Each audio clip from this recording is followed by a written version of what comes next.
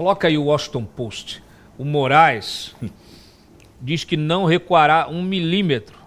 Coloca lá. Vamos ler rapidamente aqui a matéria que a gente fez do Washington Post. Tem inclusive ela na origem aí, no original.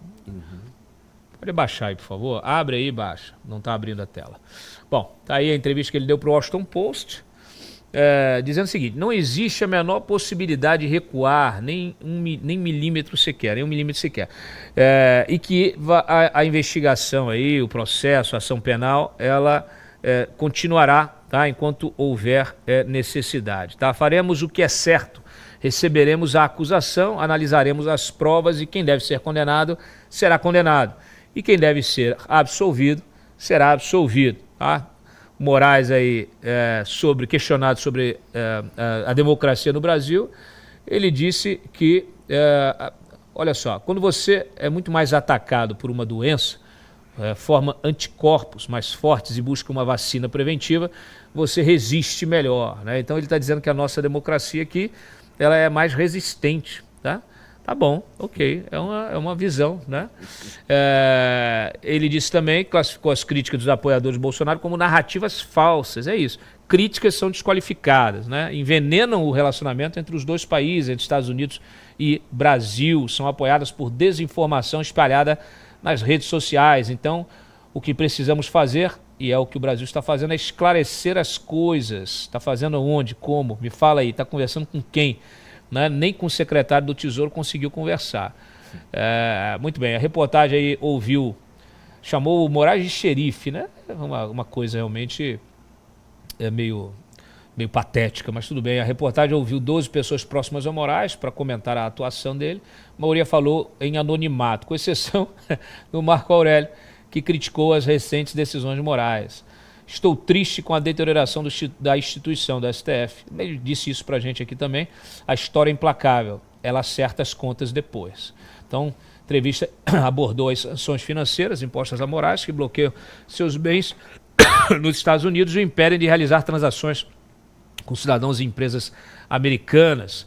É agradável passar por isso? É claro que não é. Finalizou a entrevista aí de 1 hora. Muito bem.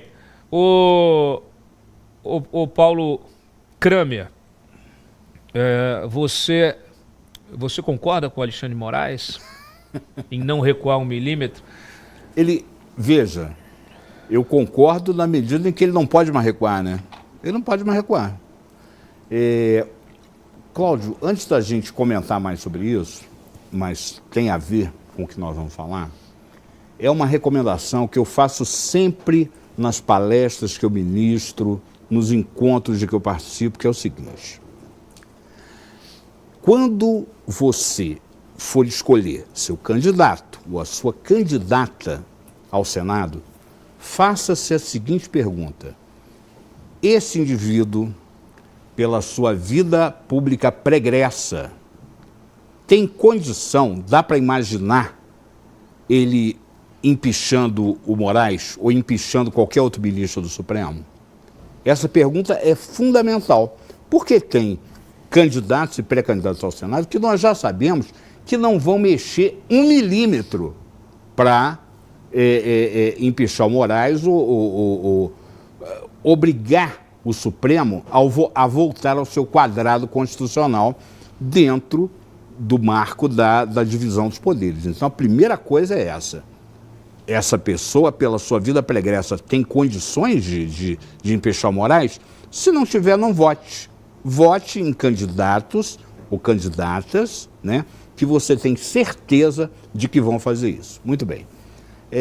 Cláudio, as sanções da Magnitsky, elas estão se espraiando, né? Já pegaram cancelamento de visto da filha. A Magnitsky só pegou o Moraes por enquanto. Só Moraes, Mas nós temos outras sanções que estão sendo estabelecidas. Temos outras sanções já estabelecidas. Inclusive, me deixou um pouco pasmado, não é? Essa coisa do ministro da Saúde apelar para a infância da sua filha de 10 anos, que não vai poder ir para a Disney, por causa dessa coisa mesquinha do cancelamento do visto dele, da sua família. Ora, eu pergunto o seguinte, esse ministro alguma vez já pensou a sério no caso das filhas do Clesão? Dos filhos da Débora?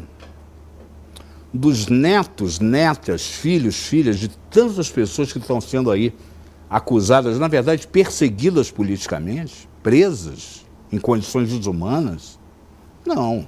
Então, eu acho assim, o ministro Moraes, como eu falei, ele já avançou o que tinha que avançar, não pode mais recuar.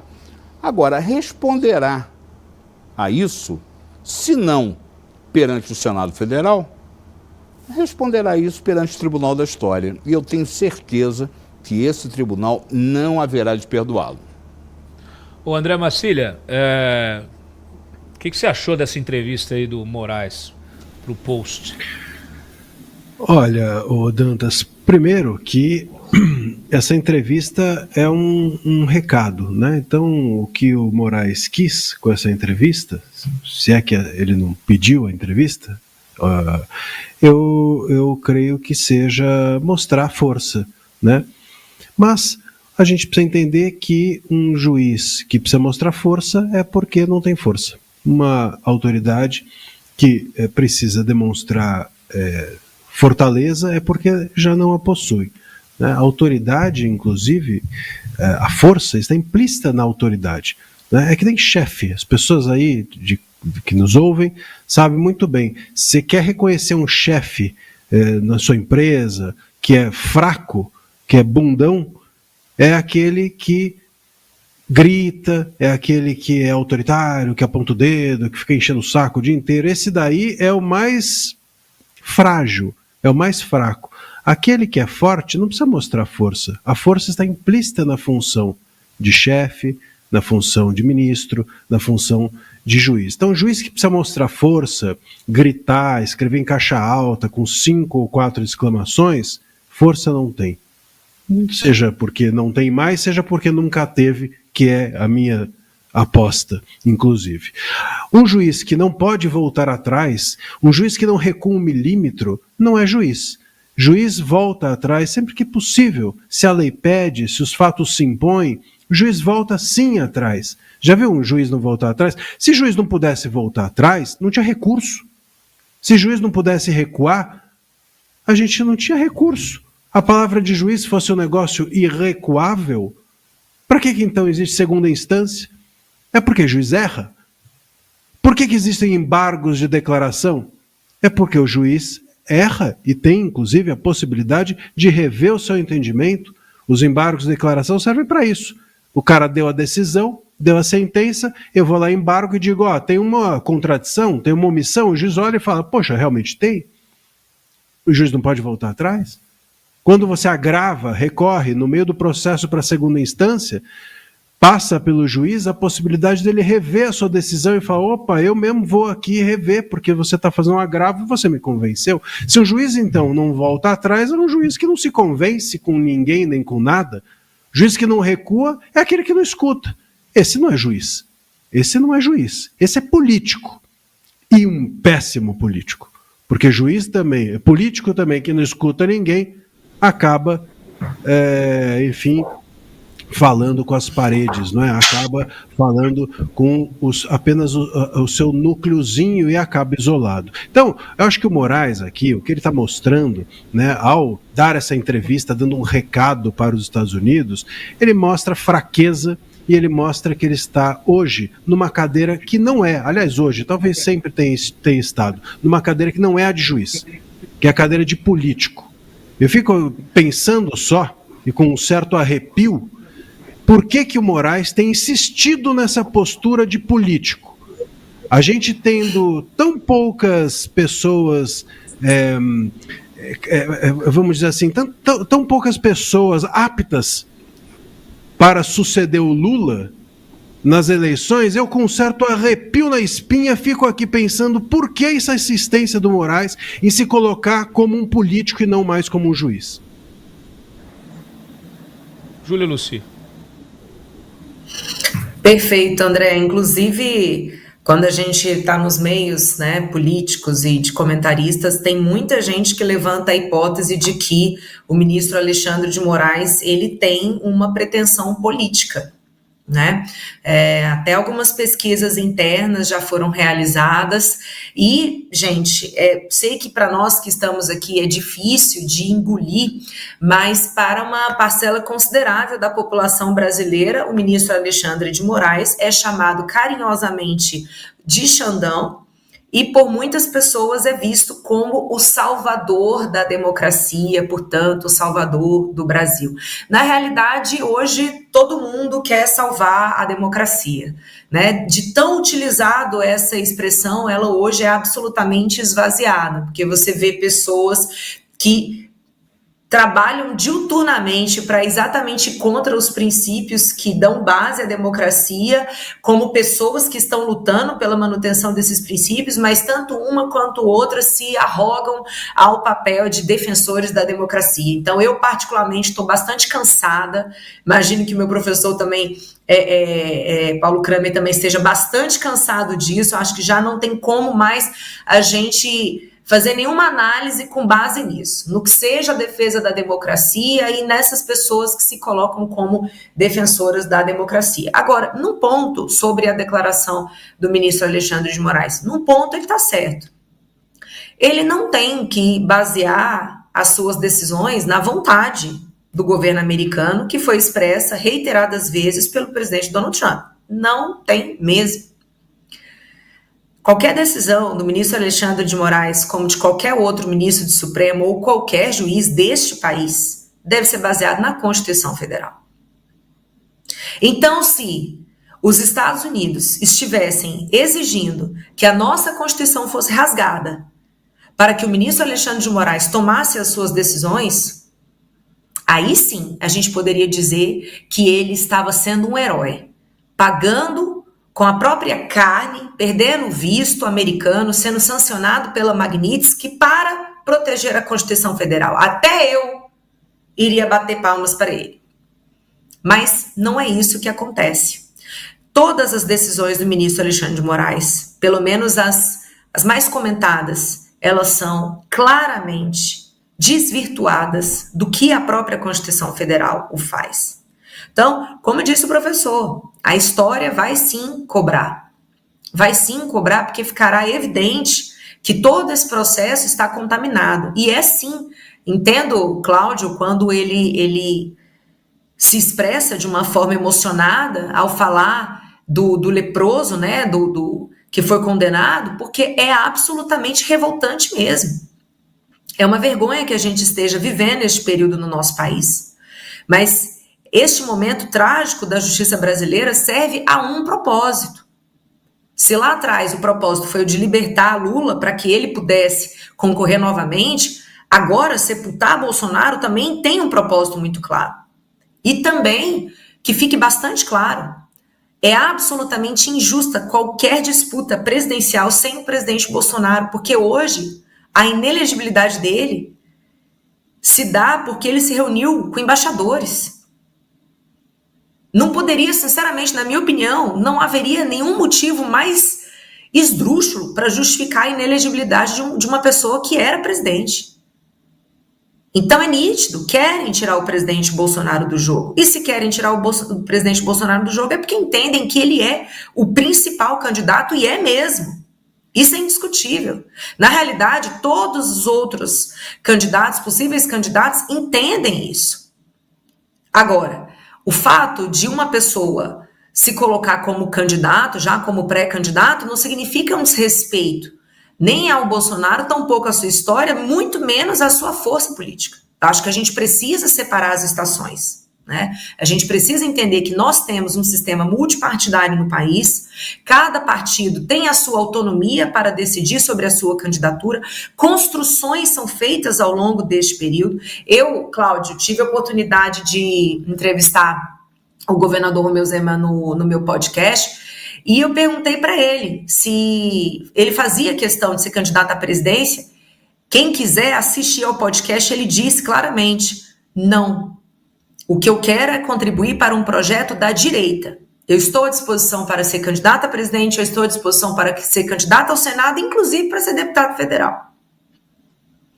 Então, eu acho que é nessa linha que a gente tem que fixar os nossos esforços daqui para frente, porque se a gente já luta contra toda a articulação de um sistema que foi apropriado pela esquerda brasileira, acho que a gente não pode atirar em soldado que ombreia com a gente na batalha. É o que eu estou falando. Primeiro que é muito cedo para se discutir eleição. Muito cedo para se discutir candidatura presidencial. Depois que as pessoas esquecem que se nós não retomarmos a normalidade, nós não teremos eleições normais. Se não tivermos eleições normais, o que esperar das eleições de 2026? Ponto. Simples assim. Né? E não adianta candidato à presidência ficar fazendo isso aqui, ó. Vamos saber de quem eu estou falando. O candidato vai saber. Quando eu for eleito, eu vou anistiar todo mundo. Porque isso, inclusive, é perverso. É perverso. A anistia, a solução institucional para essa crise, para esse beco sem saída que nos colocaram, precisa ser tomada agora, para que a gente possa ter eleições regulares. Simples assim. Quando você fala, Júlia, que o ministro não tem que recuar, eu me lembrei da manifestação recente daquele subsecretário, o Christopher Landau, que é o subsecretário do Marco Rubio, que ele fez uma postagem no X, 2 semanas atrás, falando justamente que o Moraes estragou a relação bilateral, né? Ao contrário do Moraes, que está dizendo aí para o Washington Post que o que estraga e contamina a relação bilateral é o pessoal na rede social. Ora, senhor, o senhor acha mesmo, Alexandre, que uma relação histórica entre duas nações ela vai ser desgastada pelo que falam na rede social? Ora, não me venha com essa conversa fiada. A sua declaração oculta a irresponsabilidade do atual presidente, que chama o presidente americano de fascista, de nazista, e que compra a briga com os Estados Unidos ao ameaçar o dólar, e que se alia às autocracias globais. Então, assim, nós vamos falar a verdade aqui, nós vamos falar sério, vamos parar de hipocrisia. Nação nenhuma, relação nenhuma entre nações vai ser prejudicada porque alguém fala alguma coisa na rede social. Ora, bolas. Mas o Christopher Landau, ele disse o seguinte, que a situação era inédita, justamente por quê? E anômala, precisamente porque a pessoa responsável por destruir a relação bilateral, viu, Alexandre? É você, não é quem está falando na internet, não é o Eduardo Bolsonaro, tá? Ele disse que a pessoa que está estragando a relação é o quê? É uma pessoa que veste a toga judicial. Enquanto sempre podemos negociar com líderes dos poderes executivo e legislativo de um país, que são políticos, não há como negociar com um juiz, que deve manter a pretensão de que todas as suas ações são ditadas pela lei. Por isso que ele diz que nos encontramos em um beco sem saída, onde o usurpador se encobre no Estado de Direito e os outros poderes insistem em se considerar impotentes para agir. Então, assim, claro que o Moraes vai falar, eu não recuo, por quê? Porque ele está dizendo que está seguindo a lei.